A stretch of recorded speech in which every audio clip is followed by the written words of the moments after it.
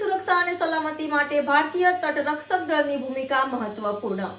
રક્ષા સચિવ શ્રી ગિરધર અરમને વેરાવળ ખાતે આશરે ₹27 કરોડના ખર્ચે તૈયાર થયેલ ઓટીએમ અને આવાસોનું લોકાર્પણ કરતી શ્રીમતી ગાયત્રી અરમને ગીર તટરક્ષક દળના ઇનાસ ખાતે આવેલ સ્ટેશન ખાતે તટરક્ષક દળના જવાનો માટે રહેવા માટેના આવાસો અને ઓટીએમ સાથે હેલિપેડનું લોકાર્પણ આજે રક્ષા સચિવ શ્રી ગિરધર અરમેનેની વિશેષ ઉપસ્થિતિમાં શ્રીમતી ગાયત્રી અરમનેએ કર્યું હતું.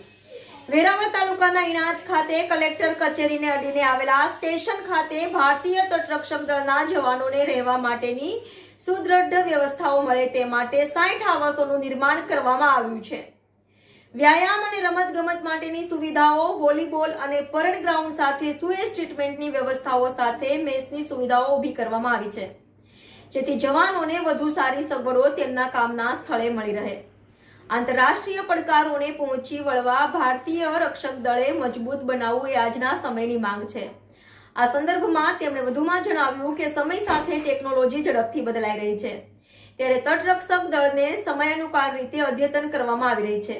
લાંબા ગાળાના સુરક્ષાત્મક પગલાઓને ધ્યાનમાં રાખીને તટરક્ષક દળને ડ્રોન તથા માનવવિહીન વાહનો સાથે સુસજ્જ. આ પ્રસંગે મહાનિર્દેશક રાકેશ પાલ, જિલ્લા વિકાસ અધિકારી શ્રી સ્નેહલ ભાપકર, જિલ્લા પોલીસ અધિક્ષક Shri Manoharsinh Jadeja, chief conservator of forest survey Shri Aradhana Sahu, doctor કે રમેશ તથા ભારતીય તટરક્ષકના અધિકારીઓ અને જવાનો ઉપસ્થિત રહ્યા હતા.